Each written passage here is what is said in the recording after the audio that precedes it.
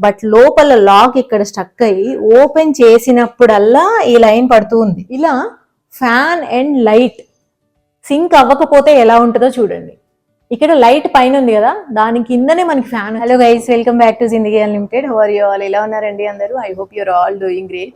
ఇవాళ వీడియో వచ్చేసి ఎవరైతే ఇల్లు కట్టబోతున్నారో, ఎవరైతే ఇల్లు ఆల్మోస్ట్ కట్టేశారో, ఇంటీరియర్ చేయించబోతున్నారో, ఎవరైతే రెనోవేషన్ చేయించాలి అనుకుంటున్నారో వాళ్ళందరికీ కూడా చాలా బాగా యూజ్ అవుతుందండి.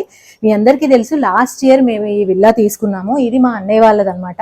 దీని ఇంటీరియర్స్ మొత్తం నేనే చేయించాను. సో ఆ ప్రాసెస్ అంతా కూడా మీకు చాలా వీడియోస్లో చూపించాను. సో ఈ ఇంట్లో ఒక 1 year ఉన్న తర్వాత కొన్ని ఫ్లాస్ కనిపించాయి.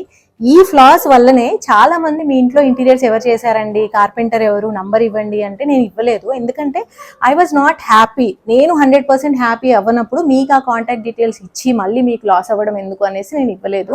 సో ఇవాళ ఏవైతే ఫ్లాస్ ఉన్నాయో అవన్నీ నేను మీకు చూపిస్తాను.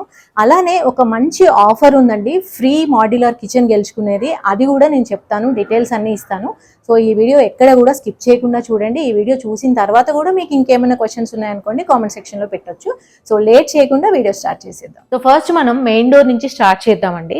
మెయిన్ డోర్ అండ్ సీలింగ్ అనేది వెరీ వెరీ ఇంపార్టెంట్ అనమాట. లోపలికి రాగానే మనకి ఫస్ట్ అసలు ఇల్లు పెద్దగా ఉందా చిన్నగా ఉందా అన్న ఎఫెక్ట్ అనేది ఈ డోర్ నుంచి, ఈ సీలింగ్ హైట్ నుంచే వస్తుంది. సో మేమైతే మొత్తం కన్స్ట్రక్షన్ అయిపోయిన తర్వాత తీసుకున్నాము. బట్ మీరు కన్స్ట్రక్ట్ చేయించుకుంటున్నట్లయితే మేక్ ష్యూర్ ఈ సీలింగ్ హైట్ అనేది మినిమంలో మినిమం 9 to 11 feet ఉండేలా చూసుకోండి.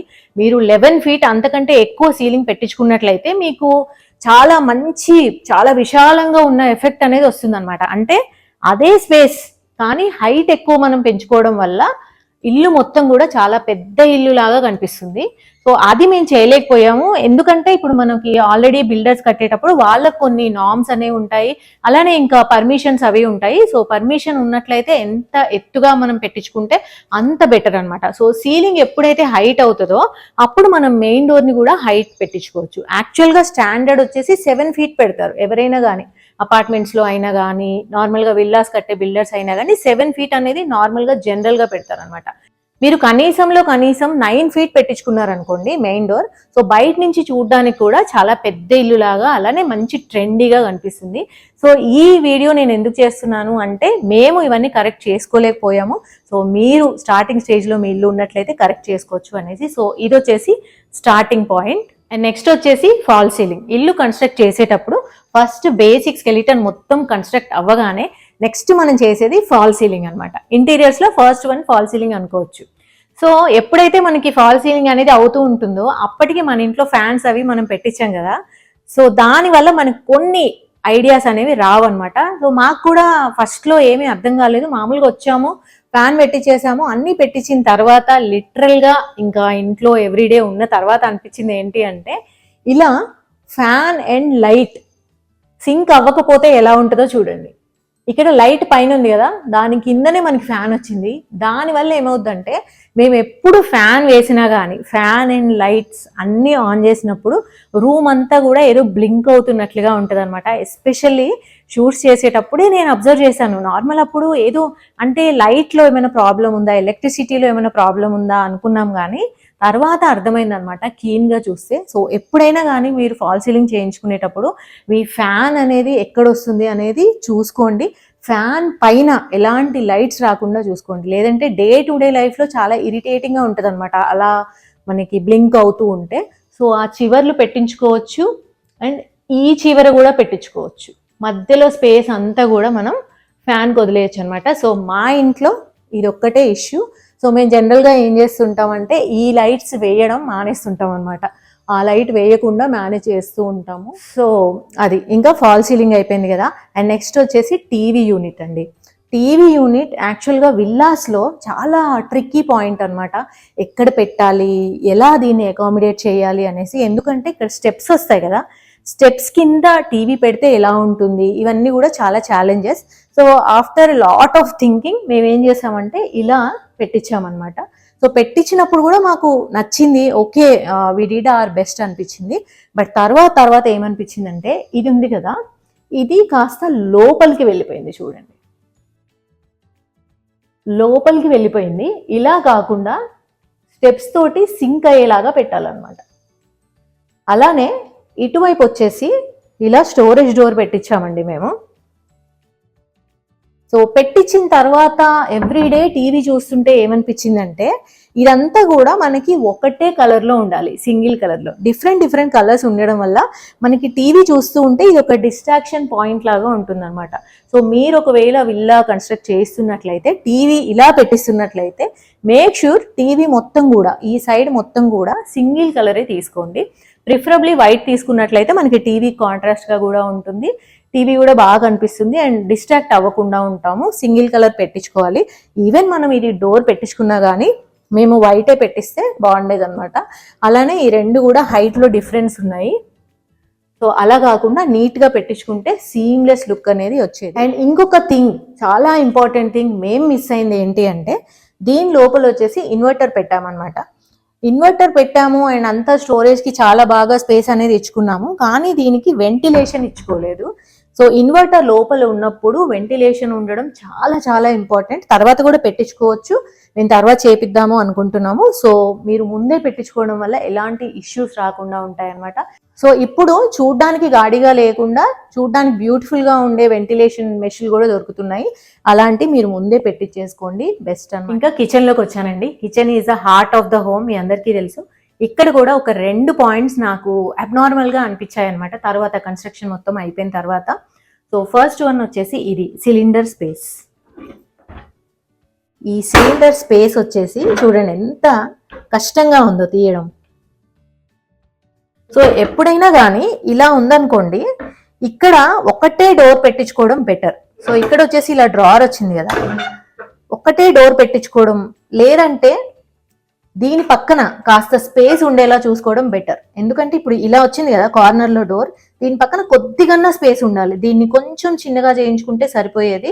ఈ రెండు ఇలా ఉండడం వల్ల బయట నుంచి చూడడానికి బాగానే ఉంది, but every day cylinder close చేయాలి, సిలిండర్ ఆఫ్ చేయాలి అంటే ఇది చూడండి రావట్లేదు సరిగ్గా.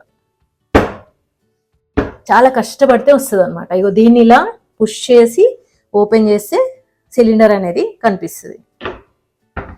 సో ఎవ్రీ డే ఇది గుర్తు చేస్తూ ఉంటుంది అనమాట. కొంచెం తెలివిగా కట్టించుకుంటే బాగుండేది, కాస్త ఎక్కువ ఆలోచించి ఉంటే బాగుండేది అనేసి. బట్ ఇల్లు కట్టడం అనేది చాలా పెద్ద ప్రాసెస్ కాబట్టి ఇలాంటి చిన్నవి మిస్ అవుతూ ఉంటాయి. అండ్ ఇంకొక థింగ్ ఉంది కిచెన్లో, అదేంటంటే ఈ పైన వచ్చేసి ఇదంతా కూడా బాక్స్ చేయించామండి, మేమే చేయించాము. బిల్డర్ ఇక్కడ ఏమీ ఇవ్వలేదన్నమాట. సో ఇక్కడ ఏమైందంటే కార్పెంటర్తో వర్క్ చేయించినప్పుడు వాళ్ళు అడిగారు మీకు బార్డర్ కావాలా, ఏ కలర్ కావాలి అదంతా. సో మేమేం చేసామంటే అన్నెసెసరీగా వైట్కి గ్రే బార్డర్ అనేది చెప్పామండి. అదే ఈ గ్రే కలర్ లేకుండా ఇక్కడ కూడా వైట్ కలర్ వచ్చేసి ఉంటే మొత్తం ఇంకా బాగుండేది లుక్. ఇక్కడ చూడండి, ఇలా మనకి డిఫరెంట్ కలర్స్ అవ్వడం వల్ల ఏంటో కట్ అయిపోయిన ఫీలింగ్ అనేది వచ్చింది. సో మేము బయట కార్పెంటర్తో చేయించడం వల్ల మేము ఏదైతే చెప్పామో వాళ్ళు అలానే చేసేసారు, కానీ వాళ్ళ వైపు నుంచి సలహాలు ఏమీ ఇవ్వలేదన్నమాట. మేము సింగిల్ కలర్ చూస్ చేసుకొని ఉంటే బాగుండేది, లుక్ ఇంకా బాగా వచ్చేది. పేమెంట్ అయితే మనం చేసేస్తాము, ఇలా కొంచెం ఆ కలర్ కొంచెం ఈ కలర్ కాకుండా పైన మొత్తం ఒకటే కలర్, కింద మొత్తం ఒకటే కలర్ అలా పెట్టించుకోవడం వల్ల ఇంకా ప్రీమియం లుక్ అనేది వస్తుంది అనమాట. సో ఆ సలహా వాళ్ళే మాకు ఇచ్చుంటే బాగుండేది, but somehow it's done. So మీలో ఎవరైనా ఇల్లు కడుతుంటే యూజ్ అవుతుంది అనేసి చెప్తున్నాను అనమాట. ఇంకొక థింగ్, కిచెన్ స్లాబ్ అండి. ఈ స్లాబ్ కూడా ఫినిష్ అయిపోయింది అనమాట మేము తీసుకునేసరికి. సో ఇంకా అందుకని ఏమి చేయలేకపోయాము. ఇది వచ్చేసి గ్రానైట్. సో మీరు గ్రానైట్ పెట్టించుకున్నా క్వార్ట్స్ పెట్టించుకున్నా కానీ ఇదిగో ఈ స్కర్టింగ్ లేకుండా చూసుకోండి. ఈ స్కర్టింగ్ అనేది జనరల్ గా కొంతమంది కావాలని పెట్టించుకుంటూ ఉంటారు, వాష్ చేసుకోవడానికి ఈజీ అవుతుంది అనేసి. బట్ ఇక్కడ ఏదైతే మనకి జంక్షన్ వస్తుంది చూసారా, ఏదైతే ఇక్కడ జంక్షన్ వస్తుందో ఇక్కడ డస్ట్ పార్టికల్స్ అక్యుములేట్ అయిపోవడము, ఫ్యూచర్ లో ఫంగస్ ఫామ్ అవడము అవన్నీ అవుతూ ఉంటాయి అన్నమాట. అలానే ఇది అతుకు కదా, ఇది దీంతో వచ్చింది కాదు, ఇదేమో స్ట్రైట్ గా వస్తుంది, ఇది అతుకు. సో ఎప్పుడైనా ఊడిపోయే అవకాశం కూడా ఉందన్నమాట. సో నాకు అదే అనిపిస్తూ ఉంటుంది, ఈ స్కర్టింగ్ అనేది అంత ఇదిగా లేదు, క్లీన్ చేసుకోవడానికి అంత కంఫర్టబుల్ గా లేదనమాట. ఇంటీరియర్స్ లో ఇలాంటి ఫ్లాస్ లేకుండా ఉండాలి అంటే ప్రొఫెషనల్ ఇంటీరియర్స్ ని హైర్ చేసుకున్నట్లయితే మనకి అవుట్పుట్ అనేది చాలా బాగా వస్తుందండి. హైదరాబాద్లో మంచి క్వాలిటీతో మన బడ్జెట్లో వర్క్ చేసే ఇంటీరియర్స్ వచ్చేసి డెకోర్ పోర్ట్. గచ్చిబౌలిలో వీళ్ళకి స్టూడియో ఉందన్నమాట. మీరు వెళ్ళి పర్సనల్గా కూడా విజిట్ చేయొచ్చు. అండ్ ఒక మంచి క్యాంపెయిన్ నడుస్తుంది, మీరు ఒక ఫ్రీ మాడ్యులర్ కిచెన్ కూడా గెలుచుకోవచ్చు. అదేంటి అనేది చెప్తాను. ఈ విల్లా వచ్చేసి దాదాపు 170 గజాలండి. 2800 SFT built-up area, west facing అనమాట. సో బయట వచ్చేసి వ్యూ సూపర్బ్గా ఉంటుంది. వెస్ట్ ఫేసింగ్ కాబట్టి ఈవినింగ్ టైం మంచి ఎండ వస్తుంది. బట్ ఇంత పెద్ద ఇల్లు కన్స్ట్రక్ట్ చేసి విండోస్ మాత్రం చాలా చిన్న చిన్నగా ఇచ్చారనమాట. ఇది చాలా చిన్నది, 4x3 అయిండొచ్చు అంతే. సో మేము తీసుకునేటప్పటికి మొత్తం ఫినిష్ అయిపోయింది. మేము ఓన్లీ వుడ్ వర్క్ మాత్రమే చేయించుకున్నాము. ముందే తీసుకొని ఉంటే మాత్రం డెఫినెట్గా నేను ఈ విండోస్ని పెద్దగా పెట్టించేదాన్ని. పెద్ద పెద్ద విండోస్ ఉంటే హెల్త్కి కూడా చాలా మంచిది, వెంటిలేషన్ వస్తుంది అండ్ సన్ రేస్ వస్తాయి. ప్లస్ మనం మంచి కర్టన్స్ పైనుంచి కింద వరకు వేస్తే ఆ లుక్ అనేది అద్దరిపోతుంది కదా. సో ప్రాబ్లం ఏంటి అంటే మనమేమో బిజీగా ఉంటాము ఇల్లు కన్స్ట్రక్ట్ చేయడంలో అండ్ ఇంకా వేరే వేరే పనుల్లో. అండ్ మనకి ఆ టైంలో ఐడియా రాకున్నా కానీ ఐడియా ఇచ్చే వాళ్ళు ఉంటే ఎంత బాగుంటుంది కదా.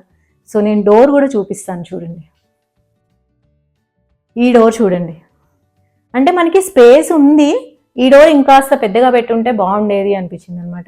ఎందుకంటే ఒక్కోసారి మనం కొత్త ఫర్నిచర్ కానీ ఏదైనా ఫర్నిచర్ మారుస్తాం కదా ఫ్యూచర్లో, అలా మార్చినప్పుడు వేరే ఫర్నిచర్ ఏదైనా రూమ్లోకి తెచ్చుకోవాలన్నా కానీ ఇవి పెద్దగా ఉంటే బాగుంటుంది. అండ్ ఆఫ్ కోర్స్ వెంటిలేషన్కి కూడా బాగుంటుంది కదా. And one more biggest mistake we did, ఇది కార్పెంటర్స్తో చేయించినప్పుడు వాళ్ళకి చాలా చాలా ఇన్స్ట్రక్షన్స్ ఇచ్చాను.